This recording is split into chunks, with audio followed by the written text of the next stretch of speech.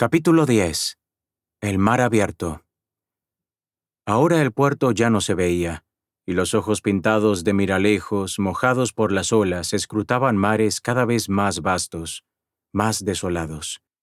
2 días y 2 noches tardaron los compañeros en ir desde Ifish hasta la isla de Soders, 100 de millas de tiempo sucio y vientos contrarios.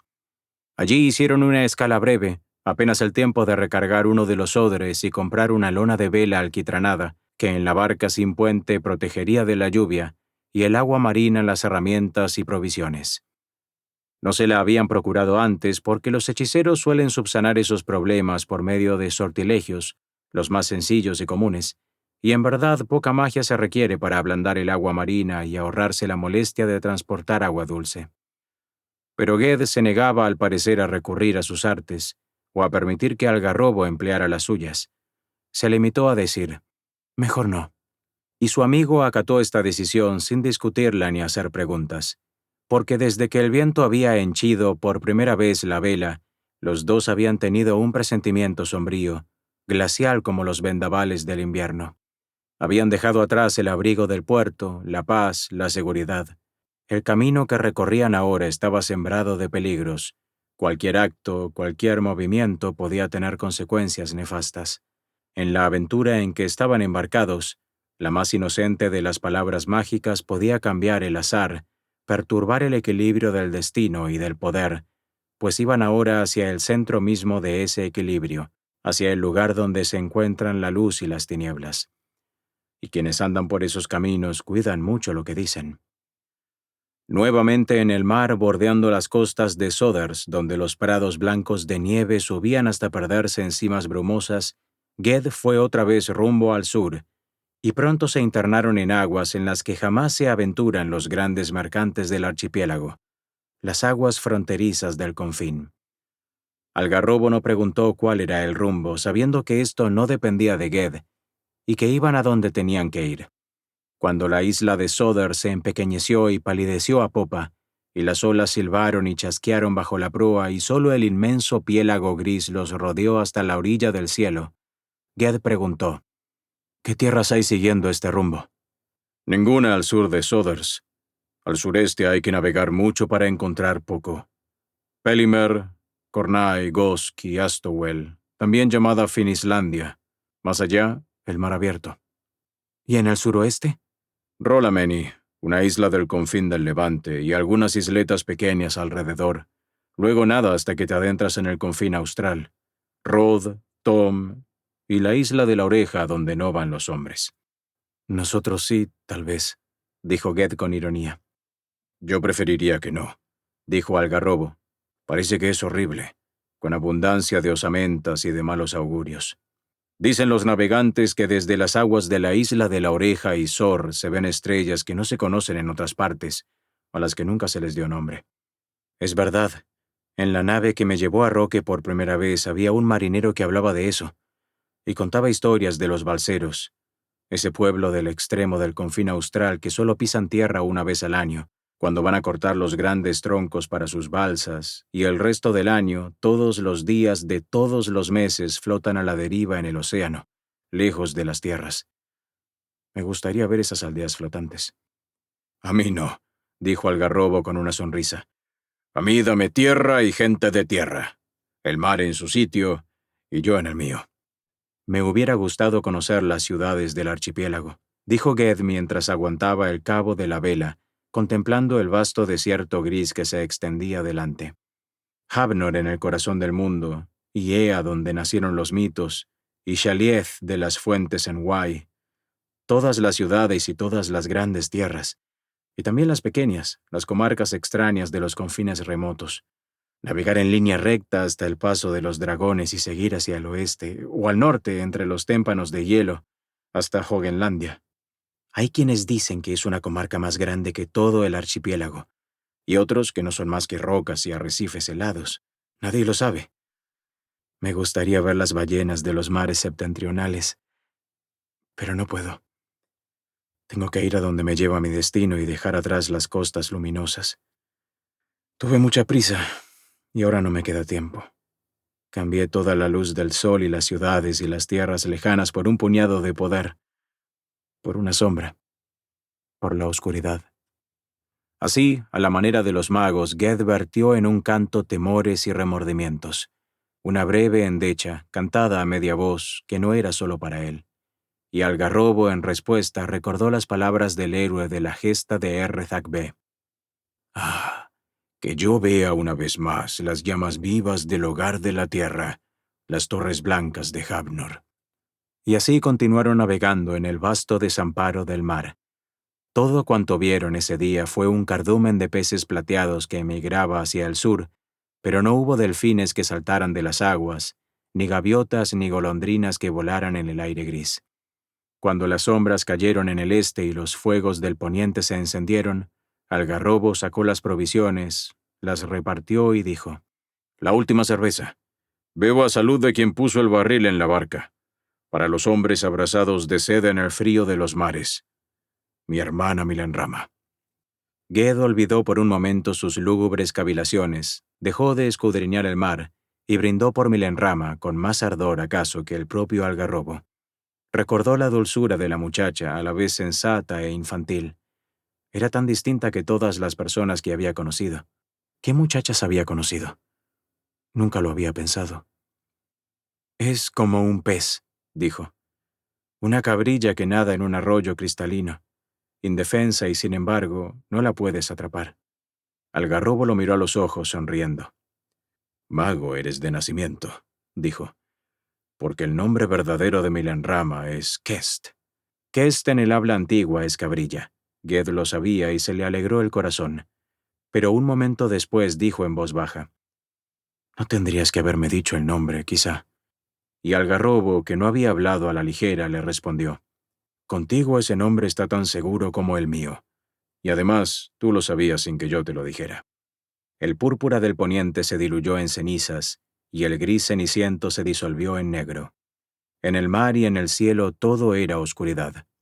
Envuelto en la capa de lana y pieles, Ged se acostó a dormir en el fondo de la barca. Algarrobo, aguantando el cabo de la vela, cantando en voz baja el pasaje de la gesta de Enlad, que narra cómo el mago Morre del Blanco se hizo a la mar en un navío sin remos, y al llegar a la isla Solea vio a Elfarran en los vergeles florecidos. Ged se durmió antes de que el canto hablara del triste fin de los amores de Morred, la muerte de Morred, la ruina de Enlad, las olas del mar, inmensas y crueles, anegando los huertos de Solea. Alrededor de la medianoche, Ged despertó y una vez más montó guardia mientras Algarrobo dormía. La pequeña barca surcaba un mar agitado, y huyendo del viento que soplaba en la vela, corría a ciegas a través de la noche. Pero la negra techumbre del cielo se había abierto, y un poco antes del alba, un perfil de luna brilló entre las orlas parduzcas de las nubes, vertiendo sobre el mar un débil resplandor. «La luna menguante viaja hacia la noche oscura», murmuró Algarrobo, que despertó al amanecer, cuando durante un rato amainó el viento frío. Ged alzó los ojos y miró el arco de luz blanquecina sobre las aguas que palidecían en el levante, pero no dijo nada. Esa noche oscura de la luna, la primera que sigue al retorno del sol, se llama la tregua, y es el polo opuesto de los días estivales de la luna y la larga danza. Es un periodo nefasto para los viajeros y los enfermos. Jamás durante la tregua se le da a un niño el verdadero nombre, ni se cantan las gestas, ni se afilan herramientas o espadas, y no hay promesas ni juramentos. Es el eje oscuro del año, cuando lo que se hace mal. A 3 días de navegación desde Sodor, siguiendo el rumbo de las aves marinas y de las algas flotantes, llegaron a Pelimer, una pequeña isla que se elevaba en una guiba sobre las olas grises. Los habitantes hablaban en árdico, pero a su manera, extraña incluso a los oídos de Algarrobo. Los jóvenes viajeros desembarcaron en busca de agua dulce, y cansados de tanto navegar, y al principio fueron bien recibidos, con asombro y excitación. En el burgo principal de la isla había un hechicero, pero estaba loco. No hablaba de otra cosa que de la enorme serpiente que devoraba los cimientos de Pelimer, y aseguraba que la isla flotaría muy pronto como una barca a la deriva, y se deslizaría más allá de la orilla del mundo. Al principio saludó cortésmente a los jóvenes hechiceros, pero mientras hablaba de la serpiente empezó a mirar de soslayo a Ged, y terminó por insultarlos en plena calle, llamándolos espías y servidores de la serpiente marina. Después de eso, los pelimerianos los miraron con desconfianza, pues, aunque loco, el hombre era para ellos el hechicero del lugar. Así pues, Ged y Algarrobo no se quedaron mucho tiempo en la isla y antes de que cayera la noche partieron otra vez, yendo siempre hacia el sur y el este.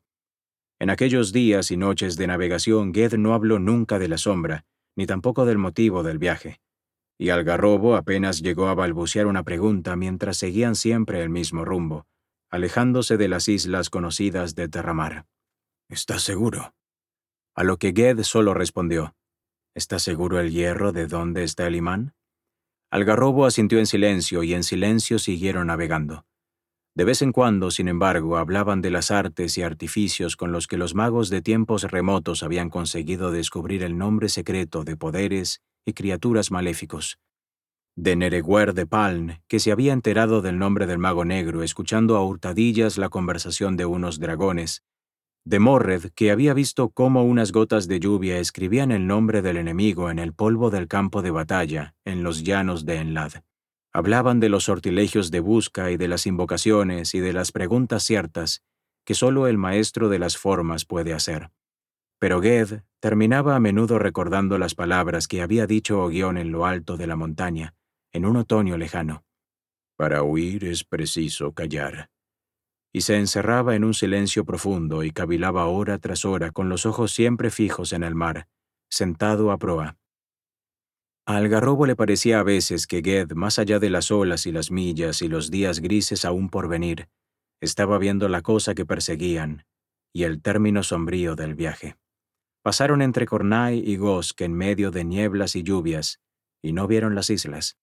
Solo al día siguiente supieron que las habían dejado atrás, cuando avistaron unos riscos empinados sobre los que revoloteaban en círculos numerosas bandadas de gaviotas, cuyo doliente graznido podía oírse desde lejos en el mar.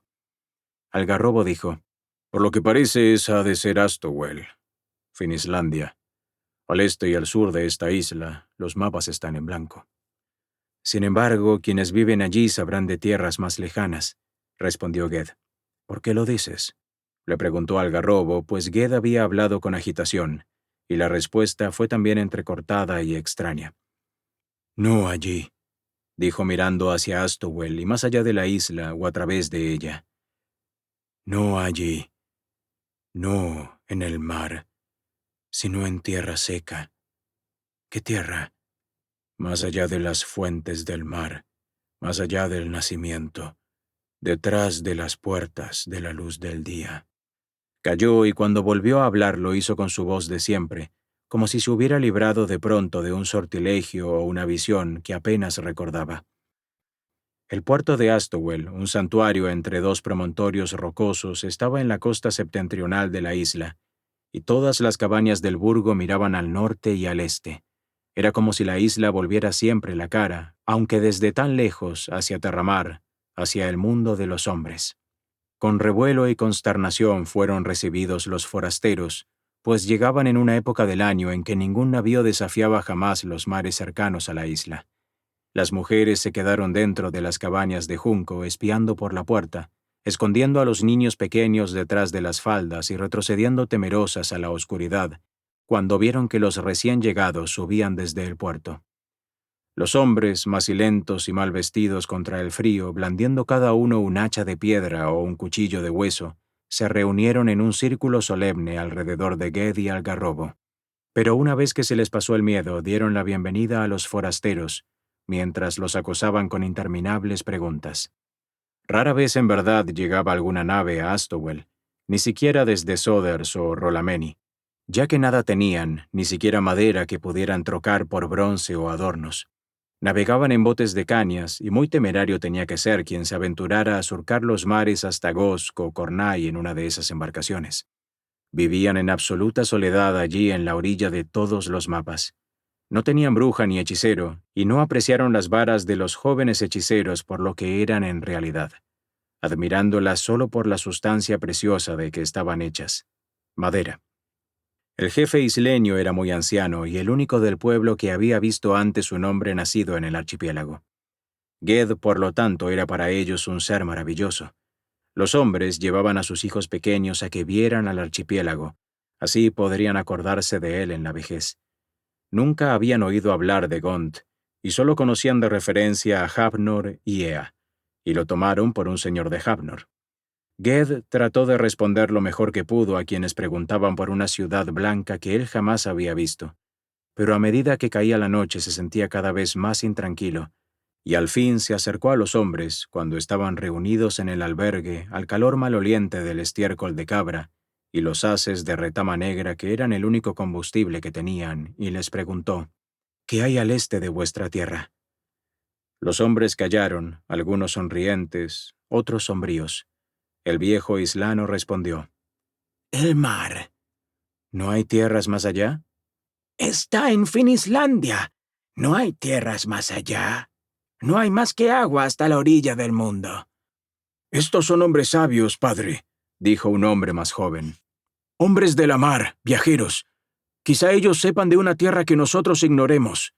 «No hay ninguna tierra al este de esta tierra», dijo el viejo y miró a Ged largamente, y no le habló más. Esa noche los compañeros durmieron al calor humeante del albergue. Antes del alba, Ged sacudió a su amigo murmurando: «Estarriol, Estarriol, despierta. No podemos quedarnos, tenemos que partir». «¿Por qué tan temprano?», preguntó Algarrobo, aún no del todo despierto. «No es temprano, es tarde. He sido demasiado lento. La sombra ha encontrado cómo escapar de mí y condenarme. No puedo dejar que escape y he de seguirla donde vaya. Si la pierdo, estoy perdido». «¿Hacia dónde la seguiremos?» «Hacia el este. Ven, he llenado los odres». Salieron del albergue mientras todos dormían aún en la aldea, excepto un bebé que lloró un momento en la oscuridad de una cabaña y volvió a dormirse. A la débil luz de las estrellas encontraron el camino que descendía al estuario, desataron a miralejos de la punta de roca a la que estaba amarrada y la empujaron hacia el agua negra. Así partieron de Astowel rumbo al este por el mar abierto, en el primer día de la tregua, antes de la salida del sol. Ese día tuvieron cielos claros. El viento del mundo soplaba frío y en ráfagas desde el nordeste, pero Ged había levantado el viento de la magia, su primer acto de magia desde que partiera de la isla de las manos. Navegaban veloces rumbo al este. Golpeada por olas enormes, humeantes a la luz del sol, la barca se estremecía pero continuaba adelante como lo prometiera el antiguo dueño, y respondía tan exactamente al viento de la magia como cualquier nave encantada del país de Roque. Ged no habló en toda la mañana, excepto para renovar el viento de la magia o mantener el hechizo que reforzaba la vela, y Algarrobo, echado en la popa, terminó de dormir, aunque intranquilo. A mediodía comieron. Ged repartió unas porciones escasas, y el augurio era evidente, pero los dos mascaron en silencio la ración de pescado salado y galleta de trigo. Durante toda la tarde fueron hacia el este, siempre en el mismo rumbo y con la misma velocidad. Una sola vez Ged rompió el silencio, diciendo: «¿Estás de acuerdo con los que dicen que el mundo es todo mar más allá de los confines remotos, o con quienes imaginan otros archipiélagos o vastas tierras ignotas en la otra cara del mundo?» «En este momento», respondió Algarrobo, «estoy con los que piensan que el mundo tiene una sola cara, y que el que navegue demasiado lejos caerá al llegar al borde». Ged no sonrió. No quedaba en él ninguna alegría. ¿Quién sabe lo que un hombre podría encontrar allá? No nosotros, por cierto, que nunca nos alejaremos de nuestras costas y riberas. Algunos han querido saberlo y nunca han regresado, y jamás hemos visto un navío que llegara de tierras desconocidas. Ged no respondió. Todo aquel día y toda aquella noche el poderoso viento de la magia los empujó hacia el este sobre las olas tumultuosas del océano. Ged montó guardia desde el crepúsculo hasta el amanecer, pues la fuerza que lo atraía o lo impulsaba crecía aún más en la oscuridad. Miraba sin cesar hacia adelante, aunque en la noche sin luna veía tan poco como los ojos pintados en la proa ciega de la barca.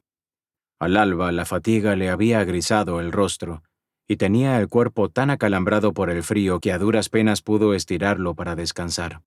Dijo en un murmullo: «Mantén el viento mágico del este, Estarriol», y al instante se quedó dormido. No hubo amanecer y poco después llegó la lluvia del nordeste y azotó de costado la proa de la barca. No era una tempestad, solo los vientos y las lluvias del invierno, glaciales e interminables. Pronto todo cuanto había en la barca estuvo anegado a pesar de la lona, y Algarrobo se sintió también calado hasta los huesos, y Ged tiritaba mientras dormía. Compadecido de su amigo y quizá de sí mismo, Algarrobo trató de desviar aquel viento brutal e incesante que traía la lluvia. Mas, aunque respetando la voluntad de Ged mantenía fuerte y constante el viento de la magia, su habilidad de maestro de nubes y vientos tenía allí escaso poder, tan lejos de las tierras. El viento del mar abierto no lo escuchó. Esto despertó en él cierto temor, y empezó a preguntarse qué poderes de hechicería quedarían en él y en Ged si continuaban alejándose todavía más de las tierras destinadas a morada de los hombres. Ged volvió a montar la guardia esa noche y mantuvo la barca en rumbo hacia el este. Cuando llegó el día, el viento del mundo amainó un poco y el sol brilló con intermitencia. Pero las olas eran tan altas que Miralejos tenía que empinarse y escalarlas como si fuesen colinas, y suspendida sobre la cresta se zambullía de golpe y se empinaba para escalar otra ola, y otra, y otra. A última hora de la tarde, Algarrobo quebró un largo silencio. «Amigo mío», dijo, «una vez hablaste como si supieras que al fin llegaremos a tierra. No pongo en duda tu visión, pero no podría tratarse de un ardid, de una celada de esa cosa que persigues, para atraerte más allá de lo que un hombre puede ir por el océano. Porque nuestro poder podría desvirtuarse y debilitarse en mares extraños, y una sombra no conoce la fatiga, no siente el hambre, no se ahoga». Estaban sentados en la bancada, el uno al lado del otro, y sin embargo Ged miraba a su amigo como desde muy lejos, como a través de un ancho abismo. Tenía la mirada turbia y tardó en responder. Dijo al fin, «Estarriol, nos estamos acercando». Y Estarriol al oírlo supo que decía la verdad, y tuvo miedo, pero posó la mano en el hombro de Ged y dijo simplemente, «Bien, entonces, bueno, está bien». Una vez más, Ged veló esa noche, pues no podía dormir en la oscuridad, ni quiso dormir cuando despuntó el tercer día. Y siguieron deslizándose siempre ligeros sobre las aguas, a una velocidad terrible, sin tregua ni reposo. Y Algarrobo se preguntaba cómo era posible que el poder de Ged mantuviese hora tras hora tan fuerte el viento mágico, allá en el mar abierto, donde él sentía que el poder se le dispersaba y debilitaba. Y mientras navegaban, Algarrobo empezó a creer que Ged había dicho la verdad, que esa ruta los llevaría más allá de las fuentes del océano, y por el este, al otro lado de las puertas de la luz. Ged desde la proa miraba siempre la lejanía, pero no era ya el océano lo que escrutaba ahora, o no el océano que veía Algarrobo, un piélago de aguas turbulentas que se extendía hasta el linde del cielo. Una visión oscura enturbiaba las pupilas de Ged. Un velo se interponía entre sus ojos y el mar gris y el cielo gris, y esa oscuridad se extendía, y el velo era cada vez más espeso. Algarrobo no veía nada parecido, excepto cuando miraba a Ged a los ojos. Entonces también él veía un instante a aquella sombra, y navegaban y seguían navegando. Un mismo viento llevaba a los dos en una misma barca, mas era como si Algarrobo navegara hacia el este por los mares del mundo, en tanto que Ged penetraba a solas en una comarca en la que no había este ni oeste, donde no había naciente ni poniente para el sol o las estrellas. De repente Ged se puso de pie sobre la proa y habló en voz alta. El viento de la magia cesó. Miralejos se detuvo y como una rama seca rodó arriba y abajo sobre las aguas encrespadas. Y la vela pendió del mástil floja e inmóvil, aunque el viento del mundo soplaba siempre con fuerza del oeste. Suspendida sobre las olas, la barca se sacudía siguiendo el vasto y lento movimiento, pero ya no avanzaba. «Arría la vela», dijo Ged, y Algarrobo se apresuró mientras Ged soltaba los remos, los insertaba en los toletes y encorvaba la espalda para remar. Algarrobo, que no veía alrededor nada más que olas revueltas, no comprendía por qué ahora continuaban a remo, pero nada dijo y esperó, y a poco advirtió que el viento del mundo empezaba a aquietarse y que el empuje del agua decrecía. La barca se sacudía y empinaba cada vez menos hasta que finalmente pareció avanzar al vigoroso impulso de los remos de Ged por aguas casi inmóviles, como en una bahía cerrada. Y aunque Algarrobo no veía lo que Ged veía, cuando entre uno y otro golpe de los remos miraba por encima del hombro delante de la barca, aunque no veía unas pendientes tenebrosas bajo estrellas inmóviles, empezó a vislumbrar con ojo de hechicero una oscuridad que colmaba los huecos de las olas, todo alrededor de la barca, y vio que el oleaje descendía lento y perezoso, ahogado con arena. Si era un sortilegio de ilusión, tenía el poder inverosímil, hacer que el mar abierto pareciera tierra. Tratando de no perder la cordura y el coraje, Algarrobo pronunció el sortilegio de revelación, esperando ver entre cada palabra lentamente pronunciada algún cambio, un temblor de la ilusión en ese extraño y seco bajío del océano abisal. Pero no advirtió nada. ¿Acaso el sortilegio, aunque afectara solo la visión y no la magia que obraba en torno de ellos, no tuviese allí ningún poder? O quizá no era ilusión, y había llegado al fin del mundo. Ged remaba abstraído cada vez más lentamente mirando por encima del hombro, abriéndose paso entre canales, bajíos y arrecifes que solo él podía ver. La barca se estremecía cuando la quilla tocaba fondo. Bajo esa quilla se abría la insondable profundidad del mar, y sin embargo estaban en tierra seca. Ged levantaba los remos y la madera se deslizaba en los toletes con un crujido terrible, pues no se oía allí ningún otro ruido. Todos los ruidos del mar, del viento, de la barca y la vela se habían apagado, perdidos en un silencio vasto y profundo, acaso inmemorial. Y la barca estaba inmóvil. No soplaba una ráfaga de viento. El mar se había transformado en arena, en un arenal quieto y oscuro. Nada se movía en el cielo sombrío ni en aquel suelo seco, irreal, que se extendía hasta perderse de vista en una tiniebla impenetrable todo alrededor de la barca. Ged se puso de pie y tomó la vara y saltó con ligereza por encima de la borda. Al Algarrobo le pareció que lo veía caer y hundirse en el mar que tenía que estar allí, bajo ese velo seco que ocultaba el agua, el cielo y la luz. Pero no, el mar ya no estaba allí. Ged se alejaba de la barca y dejaba huellas de pie sobre la arena que crujía levemente. Y la vara de Ged brilló entonces, no con una luz fatua, sino con un resplandor claro y blanco, pronto tan radiante que le enrojeció los dedos. Y Ged seguía avanzando, alejándose de la barca, pero en ninguna dirección. No había direcciones en esa comarca, no había norte ni sur, ni este ni oeste, solo el allá y el lejos. Para Algarrobo, que lo observaba, la luz de Ged era como una gran estrella que se desplazaba lentamente en la oscuridad. Y en torno de ella las tinieblas eran cada vez más densas, más negras, más compactas. También Ged veía eso, mirando siempre adelante a través de la luz. Y un momento después vio aparecer en la orla lejana y pálida de la luz una sombra que avanzaba por la arena. Al principio no tenía forma, pero a medida que se acercaba fue tomando el aspecto de un hombre. Un hombre viejo parecía, gris y siniestro, el que avanzaba hacia Ged. Pero en el instante mismo en que Ged reconoció a su padre, el forjador, en aquella figura, vio que no era un hombre viejo, sino un joven. Era Jaspe, el agraciado e insolente rostro de Jaspe, y la capa gris sujeta con el alfiler de plata y el paso medido. Y era de odio la mirada que clavó en Ged a través de la oscuridad del aire. Ged caminó más lentamente y alzó aún más la vara. El resplandor se avivó y en la figura que se aproximaba la apariencia de Jaspe se transformó en Pechbarry. Pero la cara de Pechbarry era abotagada y pálida como la de un ahogado, y extendía la mano de una manera rara, como si hiciera una señal.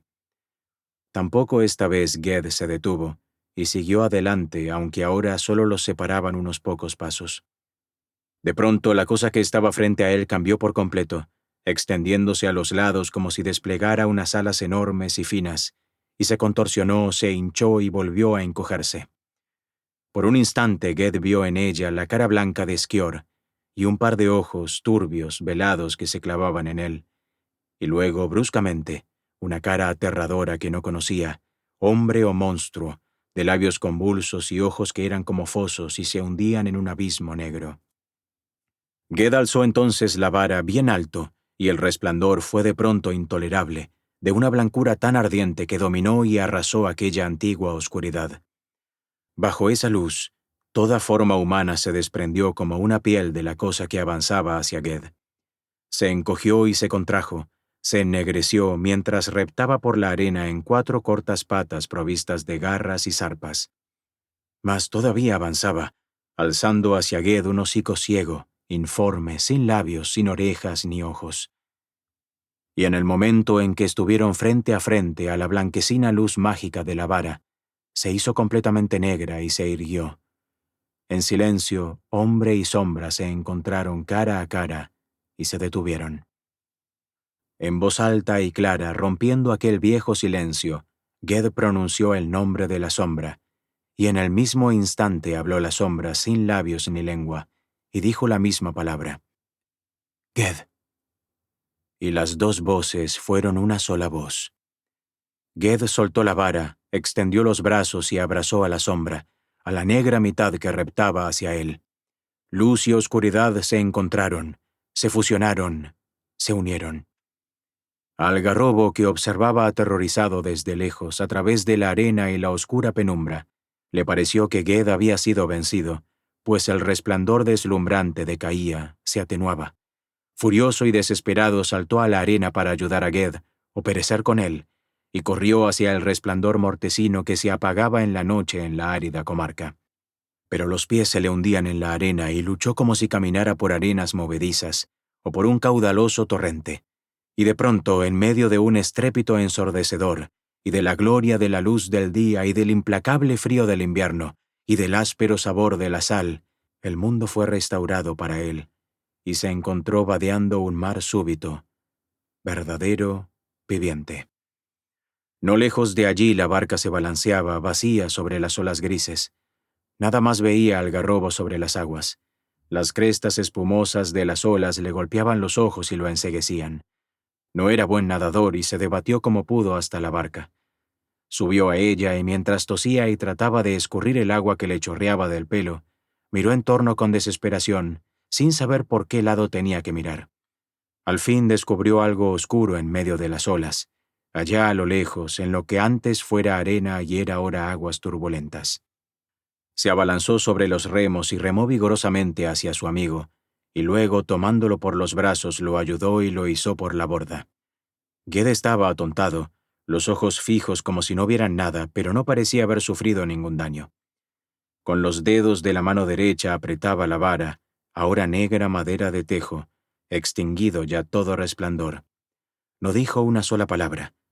Agotado y calado hasta los huesos, temblando de frío, se acurrucó contra el mástil, sin hablarle al algarrobo, que había levantado la vela y con la mano en el timón buscaba el viento del nordeste.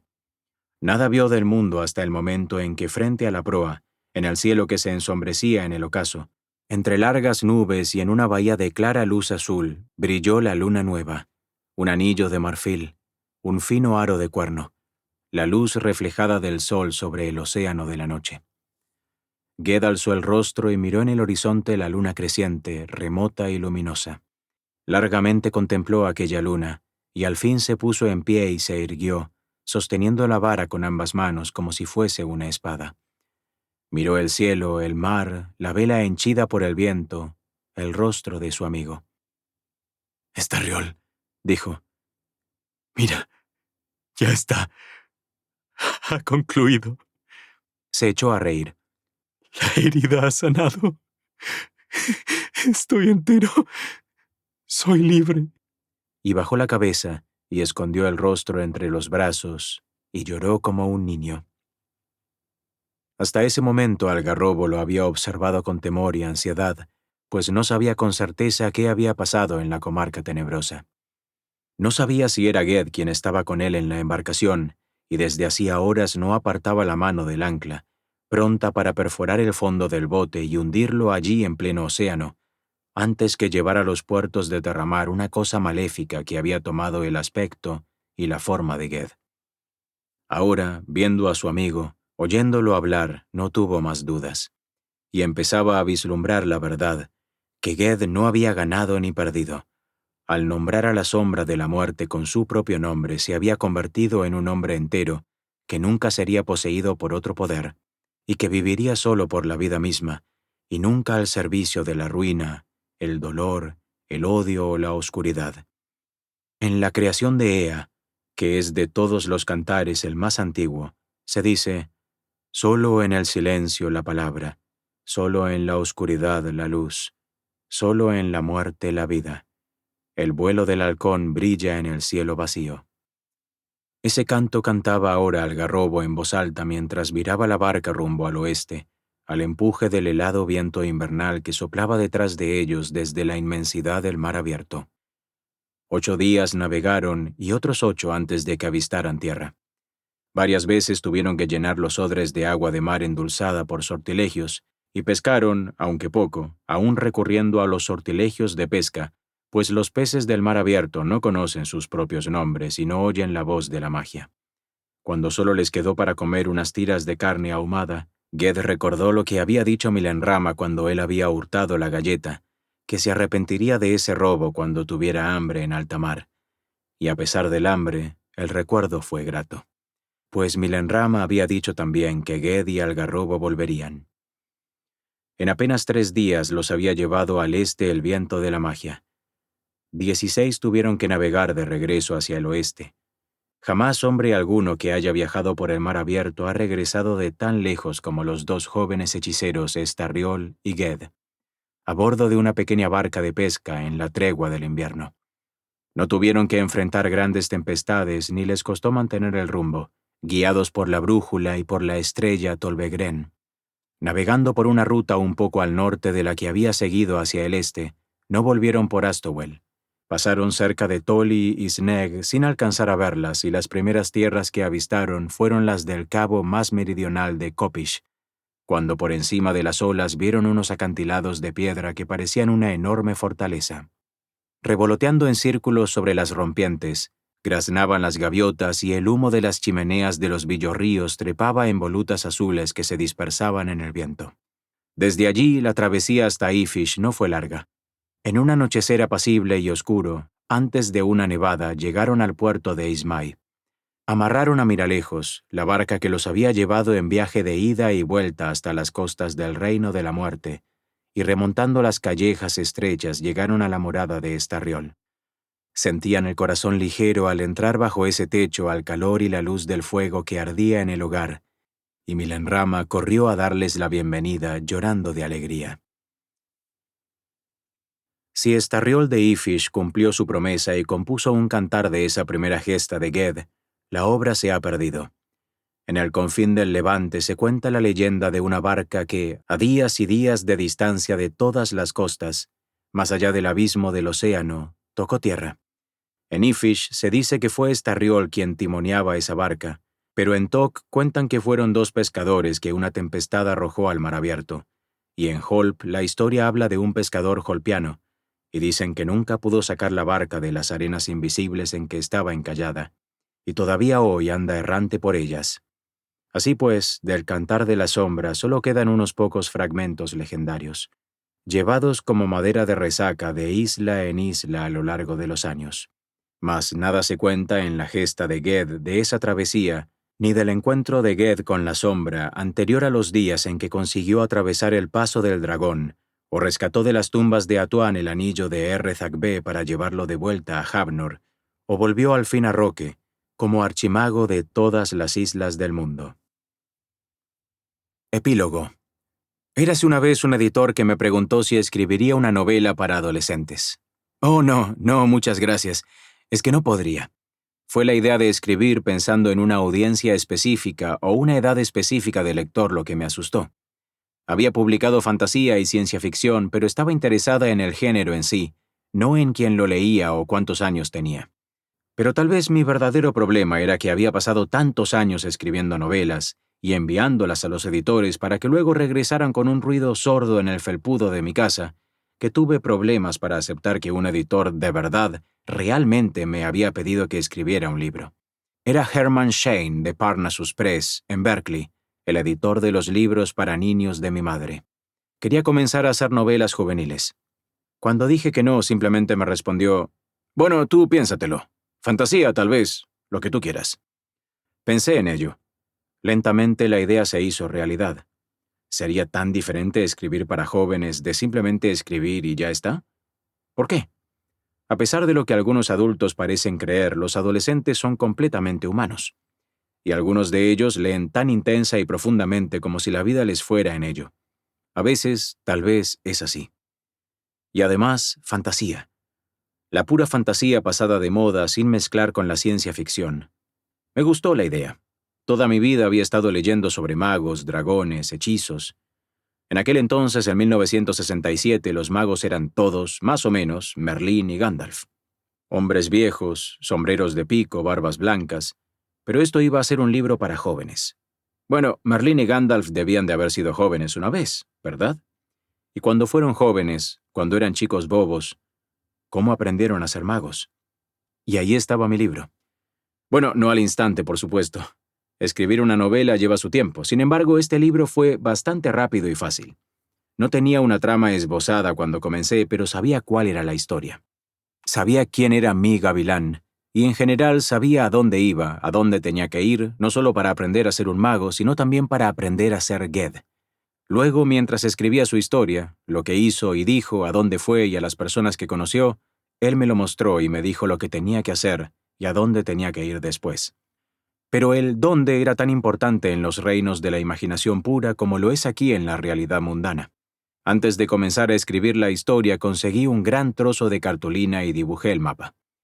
Dibujé todas las islas de Terramar, el archipiélago, las tierras de Kargad, los confines, y los nombré. Havnor, la gran isla en la mitad del mundo. Selidor, lejos en el oeste. Y el paso del dragón, y Hurathur, y todo lo demás. Pero solo mientras navegaba con Ged desde Gont, comencé a conocer las islas, una por una. Con él primero llegué a Roque, a las 90 islas y a Osquil, e incluso más al este de Astowel. Y con él fui primero al país oscuro y seco, el lugar al otro lado de la pared, donde deben ir los muertos. Un viaje lo suficientemente largo, extraño, lo suficientemente bueno para un libro. El género fantástico es ahora una rama de la industria editorial, con muchos títulos, muchas secuelas, grandes expectativas de éxitos monstruosos y acuerdos cinematográficos. En 1967 prácticamente no estaba en ninguna parte, era cosa de niños. La única novela de fantasía para adultos de la que la mayoría de la gente había oído hablar era El Señor de los Anillos. Había otros, algunos de ellos maravillosos, pero en su mayoría acechaban ocultos en pequeñas librerías de segunda mano con olor a gato y a moho. Echo de menos esas librerías ahora. Los gatos, el moho, la emoción del descubrimiento. La fantasía como una línea de ensamblaje me deja indiferente. Pero me alegro cuando la veo escrita como lo que siempre fue. Literatura y reconocida como tal. Cuando salió Un mago de Terramar, no había existido antes un libro como este. Era original, algo nuevo. Sin embargo, también era lo suficientemente convencional como para no asustar a los revisores. Fue bien recibido. El premio Boston Globe Horn Book Award lo ayudó. Y el hecho de que la fantasía no sea para cierta edad, sino una literatura accesible para cualquiera que la lea, también ayudó. Mi mago nunca llegó a las listas de los más vendidos, pero siguió buscando lectores año tras año. El libro nunca ha quedado descatalogado.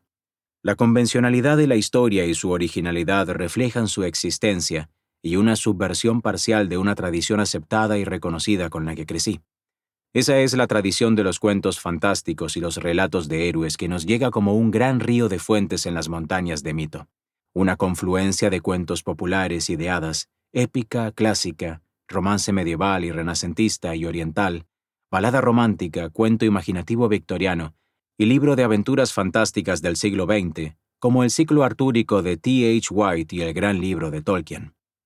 La mayor parte de esta maravillosa inundación de literatura fue escrita para adultos, pero la ideología literaria modernista la desvió a los niños.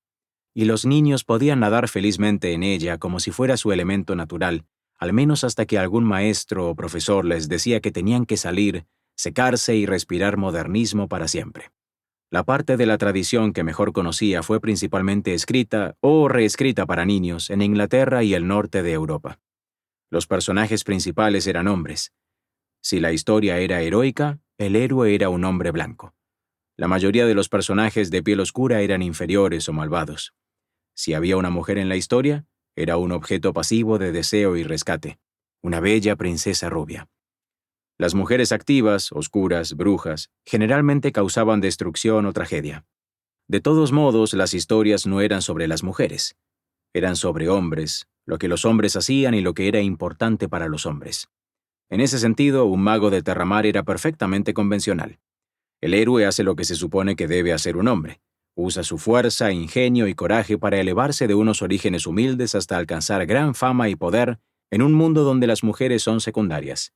Un mundo de hombres. En otras formas, mi historia no siguió la tradición. Sus elementos subversivos atrajeron poca atención, sin duda porque fui deliberadamente astuta al respecto. Muchos lectores blancos en 1967 no estaban listos para aceptar a un héroe de piel morena, pero no esperaban que surgiera uno. No lo convertí en un problema al respecto y debes estar bien metido en el libro antes de darte cuenta de que Ged, como la mayoría de los personajes, no es blanco. Su gente, los nativos del archipiélago, tienen varios tonos de piel cobriza y marrón que se oscurecen hasta ser negros en los confines austral y del Levante. Las personas de piel clara, entre ellos, tienen antepasados del lejano norte o cargos. Los asaltantes cargos en el primer capítulo son blancos. Serret, que tanto como niña como mujer traiciona a Ged, es blanca. Ged es marrón cobrizo y su amigo algarrobo es negro. Estaba rompiendo la tradición racista, estaba haciendo una declaración, pero la hice en silencio y pasó casi desapercibida. Por desgracia, no tenía poder en ese momento para combatir la negativa rotunda de muchos departamentos artísticos a poner personas de color en una sobrecubierta de libro. Así pues, tras muchos Geds blanco como el lirio, la ilustración de Ruth Robbins para la primera edición, el perfil fino y fuerte de un joven con piel marrón cobriza fue, para mí, la verdadera cubierta del libro. Mi historia despegó en su propia dirección, lejos de la tradición también en todo lo que se refiere a héroes y villanos. Los relatos de héroes y las fantasías de aventuras tradicionalmente ponen al héroe justo en una guerra contra enemigos injustos, que él, generalmente, gana. Esta convención fue y sigue siendo tan dominante que se da por sentado. Por supuesto, una fantasía heroica en que los buenos luchan contra los malos, la guerra del bien contra el mal. Pero no hay guerras en Terramar. Sin soldados, sin ejércitos, sin batallas, nada de militarismo procedente de la saga artúrica y otras fuentes, y que ahora, bajo la influencia de los juegos de guerra de fantasía, se ha vuelto casi obligatorio. No pensaba y no pienso de esta manera. Mi mente no funciona en términos de guerra.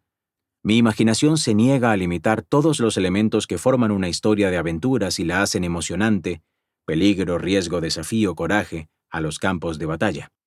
Un héroe cuyo heroísmo consiste en matar personas no me interesa, y detesto las orgías de guerra hormonales de nuestros medios visuales, la matanza mecánica de interminables batallones de demonios de ojos rojos, ropajes negros y dientes amarillos. La guerra como metáfora moral es limitada, limitadora y peligrosa. Al reducir las opciones de acción a una guerra contra lo que sea, divide el mundo en yo o nosotros bueno y ellos o él malo, y reduce la complejidad ética y la riqueza moral de nuestra vida a sí, no, encendido o apagado. Esto es pueril, engañoso y degradante. En las tramas evade cualquier solución que no sea violencia y ofrece al lector un mero consuelo infantil. Con demasiada frecuencia los héroes de tales fantasías se comportan exactamente como los villanos, actuando con violencia sin sentido, pero el héroe está en el lado correcto, y por lo tanto ganará. La razón hace la fuerza, o la fuerza da la razón. Si la guerra es el único juego, sí, podría estar bien. Por eso no juego a juegos de guerra. Para ser el hombre que puede ser, Ged tiene que descubrir quién y cuál es su verdadero enemigo. Tiene que descubrir lo que significa ser él mismo. Eso requiere no una guerra, sino una búsqueda y un descubrimiento. La búsqueda lo lleva a través del peligro mortal, la pérdida y el sufrimiento. Ese descubrimiento le trae la victoria, el tipo de victoria que no es el final de una batalla, sino el comienzo de una vida. Los libros de Terramar. Un mago de Terramar, de Úrsula K. Le Guin. Ilustraciones de Charles Bess. Narrado por Santia V.O. Santiago Rodríguez Lira.